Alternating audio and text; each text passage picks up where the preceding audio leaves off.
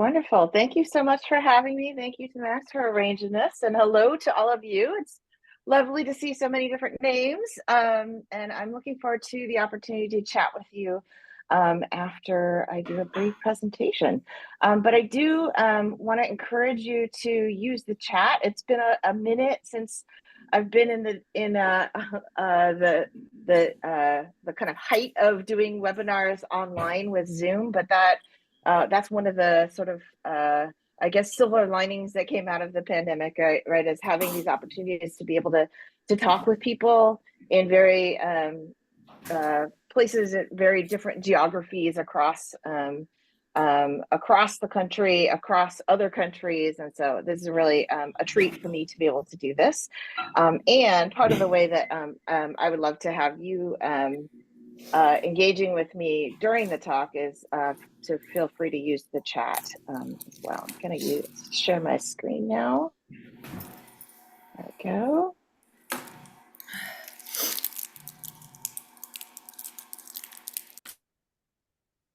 All right. Okay. Well, I wanted to start today by situating where I am, where I'm coming from, where my work comes from, and honoring the lands, peoples, and the struggles that are kind of root a lot of the work that I do. This image on the left of the screen here, I apologize, it's a little pixelated, but it's actually a picture of a mural that is in our College of Education that was painted about a story called the Ayash Girl, in this case, where many of the Coast Salish peoples in our area have a story like this. It's also called Her First Basket. And it's a reminder that learning and leadership have been happening on these lands since time immemorial and continue on today. But it's also a way of situating learning as not something that only is happening in schools, that it's been happening. It's a story of a girl who is learning to create her first basket, and it's an iterative process. It's a process in which she makes mistakes. It's a process in which she's learning from the land. She's learning from other seeders. She's learning from different people and places. So it's a beautiful representation of many of the core ideas that inform the work, my work. You also see representations here of different folks here from a US context and their communities and struggles.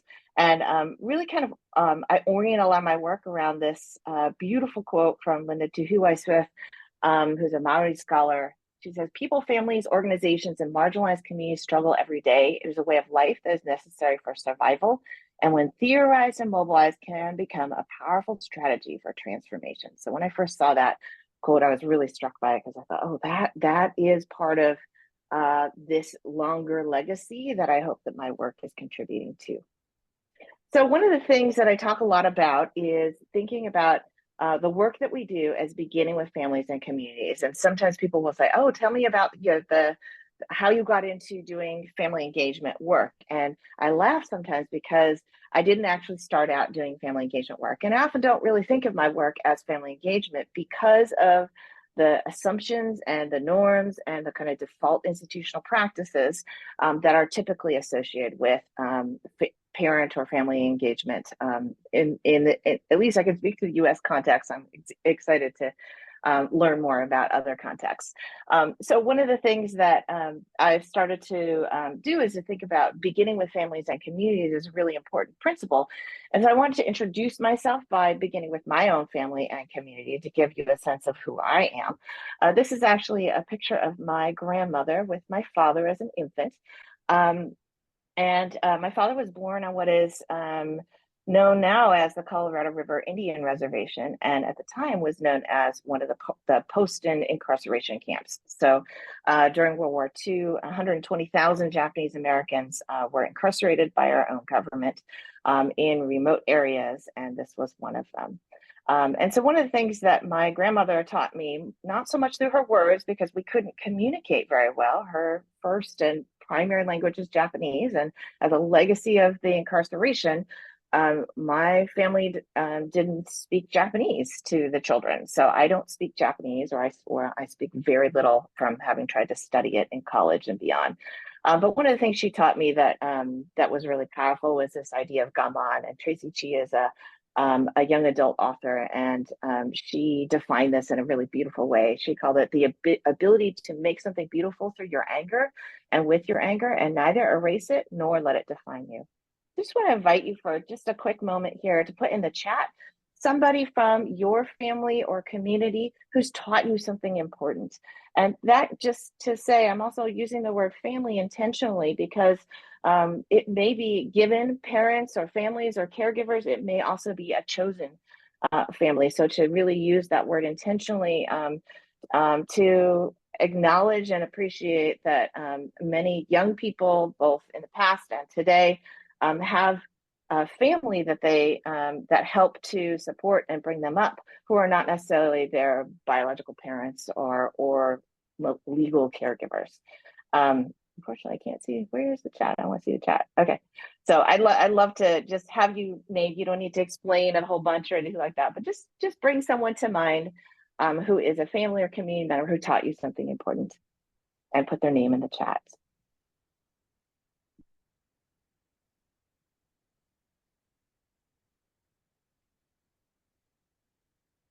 Thank you. Keep going. Okay. So the reason that I do that, I do this also in sort of a lot of context when people are first meeting each other. And as you think about the ways that we typically first introduce ourselves to each other, it's also through our professional associations, affiliations, and our roles. And one of the things that I've noticed as I do this, though, when people introduce themselves to themselves in a different way, in a way that is rooted in their family and community ecologies, something different happens. We orient and remember about what really matters. We humanize each other. We bring our multiple identities and our full selves to this space, not only our professional identities, and we center those family and community ecologies rather than the institutions that we work for. So I'm going to give you a brief introduction to some of the foundational ideas of my work, and then just a few snippets or snapshots of some of the work that I'm doing most recently in solidarity-driven co-design. And then we'll have some time to interact and dialogue. So I'm not going to spend time at all on this because I think those of you who are familiar and interested in the work of family engagement know that the research by and large says that as you improved or increased or high levels of parent and family engagement are associated with increased or improved or higher student outcomes of all different kinds. And I think that we have a really robust body of work that attests to that, and that can be different kinds of student outcomes. It can be everything from the more conventional assessments of achievement to outcomes like graduation and well-being and social and emotional outcomes, that kind of thing. And one of the things, though, one of the reasons that I've started to trouble that as an entry point for how I talk about the work, and one of the reasons that I sometimes have a complicated relationship with when people say I do family engagement, is because there's a set of what we call settled expectations of schooling in that space. So I'm just going to give you a minute here again. Please put in the chat, what are some of the things you notice about this model or this representation? And I want to invite you to just notice different things about it. And I'll share a couple of things as they come in case the recording is not showing the chat. Thank you. Someone is talking about the school is in the center. But it's interesting to think about school is at the heart too. Yes. Other things you notice. Yeah, someone notices that the arrows are all going in one direction. They're going out from the school to these different images. The family is on the outside. Yes, different representations of families. So we've got different connection, different shadows that are suggesting different formations of family. Yeah. Yes. Oh, okay. Interesting. Someone else has noticed all the items outside look equal. but they probably aren't. That's a really interesting insight. One of the reasons I use this model is because it surfaces so many different things about some of the assumptions. And it raises a lot of really interesting questions. So yes, I think that's one of the things that you'll notice first is that the school is at the center. And that's a complicated thing because on the one hand, there's this notion of like the school, we recognize, especially during the pandemic, schools offer a really important point for not just academic learning, but all of these other kinds of social services and supports that are important in the well-being of children and families. On the other hand, though, when we can think about this in terms of the agenda, we can also start to see that often the school's agenda are the things in terms of representing those one-way arrows. Often it's the school's agenda that are driving those kinds of things. So that the idea of we're going to engage families because, and in order to raise student outcomes or student academic achievement is one of those settled expectations. And, you know, I think families as a means towards the ends purely of better outcomes as defined on a school's agenda, you know, on sort of best case scenario is incomplete. And worst case scenario is a little bit actually dehumanizing and instrumental as we think about the way we engage with families. So that's the kind of conventional set of assumptions and settled expectations that are embedded in U.S. institutions of education that a lot of my work seeks to trouble.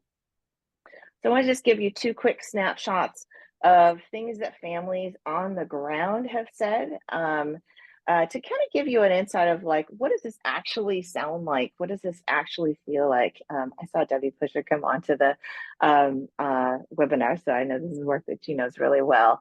So this is a parent who is Vietnamese, mother of four. She's got children actually that ranged all the way from elementary school through high school. And she talks about going to the parent nights and events. She went for the first year. Then afterwards, they just walked away. We were just getting talked at and we were just there by ourselves. We couldn't talk to anybody else. I haven't gone too much after that because I had other activities. Fatima is a mother of three. She has much younger children. They're in an early childhood setting. And so she cornered me one time actually in a parking lot after a particular engagement with teachers. And she said, we talk with the teachers and they tell us what we should do. They tell us our children are not doing well compared to children who only speak English. But my child, who's 3 years old, for context, speaks 2 languages and is learning English. And she says, we know when people are judging us. So these are really emblematic of the kinds of experiences that many minoritized families have of US public educational systems. And those range from different communities, many urban and suburban communities, all the way from early childhood up to high school and secondary education. So I started to wonder, like, why is it that we have these vastly different racial communities and geographies, different schools, but racially minoritized and families who've been marginalized in other ways consistently share these kinds of experiences? And I began to wonder why. And I turned to institutional theory to help me make sense of that. So this idea of institutional scripts refers to the unspoken and taken for granted norms and assumptions that shape our expectations. They shape the way we interact, the meanings we make, and the problems we try to solve. This doesn't mean we're robots, but there are remarkably similar scripts for principals, for teachers, and for what it means to be a good quote unquote parent. And those are racialized scripts in the US educational context. And so it means that often like there are certain kinds of ideas about what parents should be asking and doing, often in relation to that school agenda, and what things are perceived as problematic or troublemaking or a barrier to children's success and learning. So those racialized scripts vary. So it's not the same for every different racialized group. But one of the things that they have in common is that the families who depart from a white middle class norm are often framed as problematic or as deficient. So we have system-centered family engagement approaches in that kind of settled expectation model. that tend to train parents to be deferent supporters of schools' agendas and their expectations. They assume that schools are neutral spaces that are untouched by historical racial and power inequities. The comment about the different things outside of school actually appearing to be the same, but maybe they aren't, I think really speaks to that. And that these kinds of approaches often they function to assimilate non-dominant families and communities to these white middle class norms and values and behaviors. This is hugely consequential for young people. John Diamond and his colleagues found that teachers who had a deficit view of Black students and families took less responsibility for their learning, for those students' learning. So this is a fairly gloomy outlook, but one of the things that that my work is really centered on is thinking about how can we rewrite those scripts. And to rewrite those scripts, we need a very different kind of paradigm. We need to begin to approach families not as passive clients or beneficiaries, but as partners, as fellow educational leaders, and as folks who can be collaborators in remaking and transforming our educational systems. So the conundrum becomes most of our systems here in the US are ones in which the decisions that are getting made are being made for families, and the activities and actions are being done to them. And we want to actually move more towards decisions and actions that are happening with families. And again, here I'll just pause and say, when I use the term families, not only do I mean given or chosen, but also that includes young people themselves who have expertise on their own learning priorities, goals, and dreams. And also families, especially in minoritized communities, are connected to communities. And the conundrum becomes, okay, well, like once we say we need a new paradigm, we need to change those scripts, and we take a hard look at many of our systems, they're here, right? These decisions for families, actions done to them. And then how do we get from there to decisions and actions with families? And so that is what cues up this idea of co-design. So co-design is about working with, not for, families and communities. It's a process of partnering that engages diverse peoples to collectively dream, identify problems or possibilities of practice, and invent and iterate solutions. Solidarity-driven co-design is a kind of particular flavor. All of this work comes out of design-based and participatory research. It also draws heavily from indigenous methodologies. My collaborator from the beginning of this work is Dr. Megan Bang, an indigenous scholar here. She's Ojibwe and Italian American. And we've worked with a group of scholars, practitioners, family leaders to elaborate this model of solidarity-driven co-design, but ultimately it's a kind of iterative process of reshaping relationships, power, and making change together in the world. And one of our partners is a parent organizer, and she said, "Hi, why do you always have to say things in such complicated ways as academics?" And I said, well, how would you say it? And she said, just call it creating the future in the present.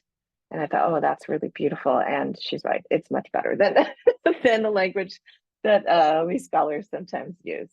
So all this work I was referring to comes out of something called the Family Leadership Design Collaborative. And you can learn more about that on the website.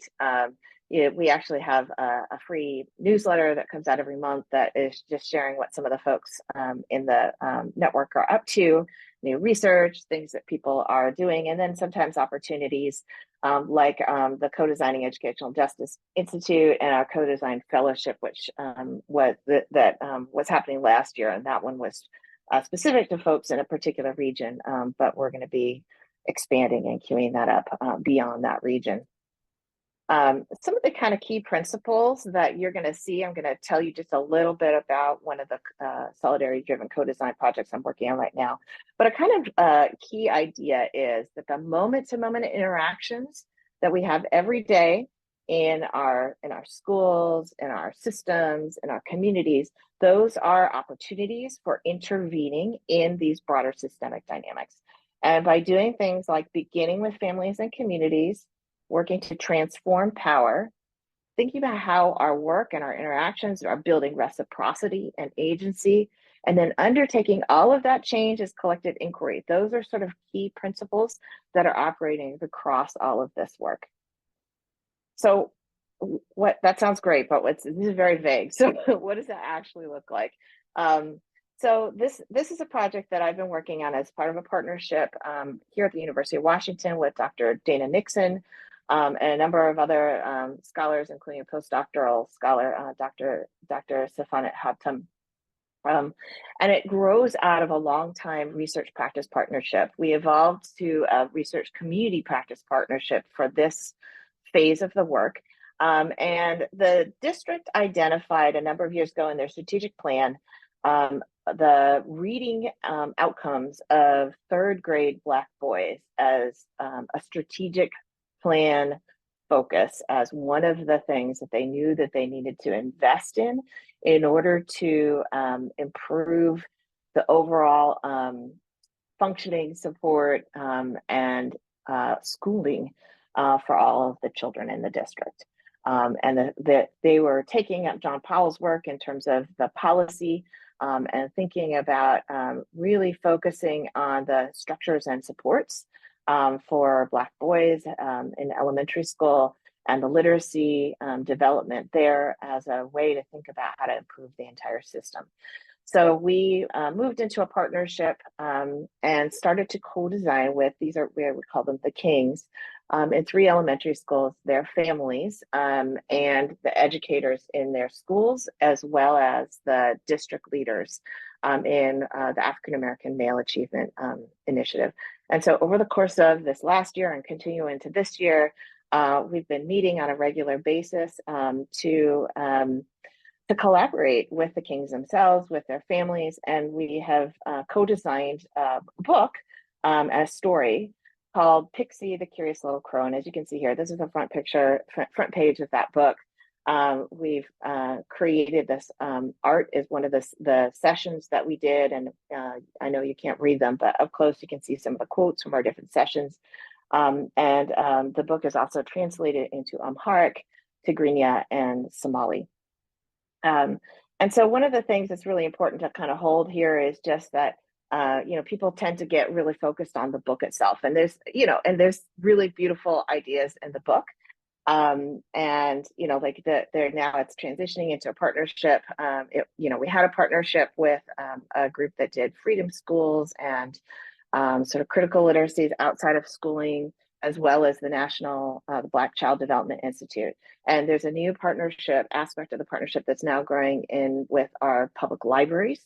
And so the kids are doing author talks, and there's work afoot to nationally publish the book. So all of that is to say the book itself is really exciting and a really nice outcome of the work. But ultimately what we're up to is trying to transform the relationships and the agency between Black families and educators, and developing practices of critical early literacy that can help the system see and learn how to tap the expertise of, in this case, Black families and communities. And this is a very diverse group in our context. So there are what we refer to as multi-generational African American families whose ancestors were first brought to the United States as a result of their enslavement.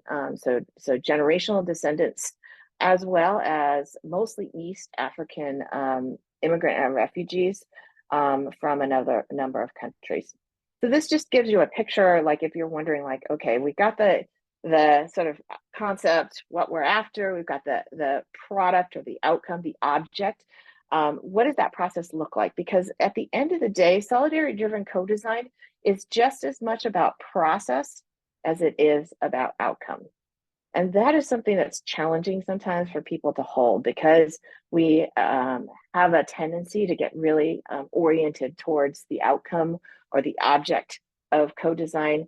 And what becomes really important, though, is the process and what we call the subject-object relations, the relationships and the interactions, because those are the places where ultimately we seek to intervene in the dynamics between families, educators, young people, and systems.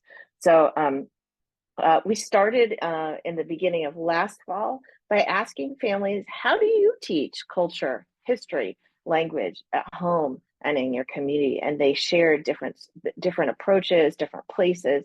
We built from those to develop some shared co-design principles and priorities. And then we tapped their what we call ancestral wisdom, and asked people to share, what are the stories that you grew up with, or the proverbs, or the stories you tell your children, to share values or ideas, or culture or language.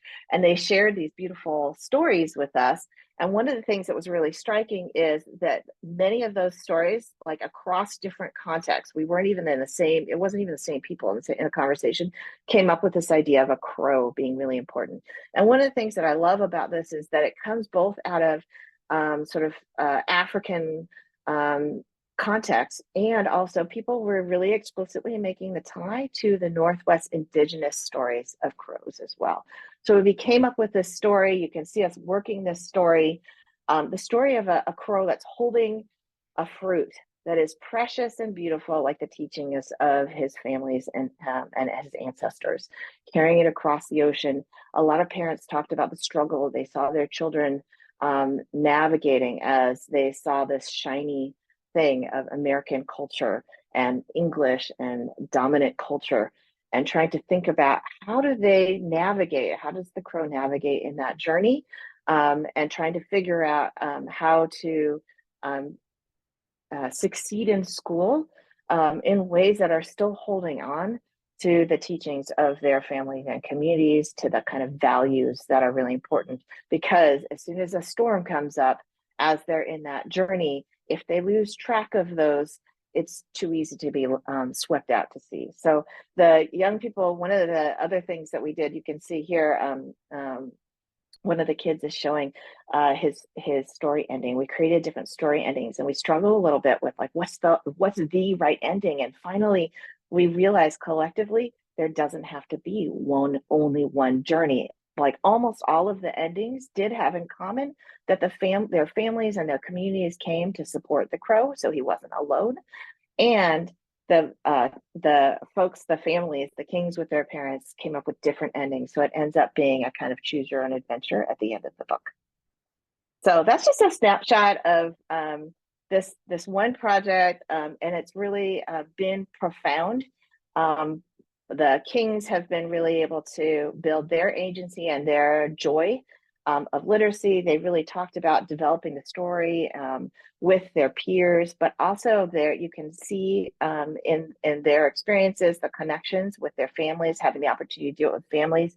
Teachers have found it to be a really profound professional learning experience. One of them said to us, this is so different, because usually we have folks come in and tell us to engage with families, and they give us best practices and they expect us to do it. This was a really different process, because we actually created something together, and we were learning from families in this process, even as we were learning strategies that we could take up and bring into our own classroom, into our own context. We also have principals and district leaders who have really thought about how they could bring some of these things to their broader school and into other spaces in the system as well. So I'm going to close there. I'm hoping that generated lots of questions and thoughts for all of you. And I wanted to I put up a couple of references there and QR codes. So if you're interested, you can find out more about the Family Leadership Design Collaborative. There's some resources on the Equitable Parent School collaboration website from some earlier work that we did, and then a link there as well. So you can find my book. But these are some of the questions that I'm really eager to jump into and chat with you all. And I'm going to close there. Thank you.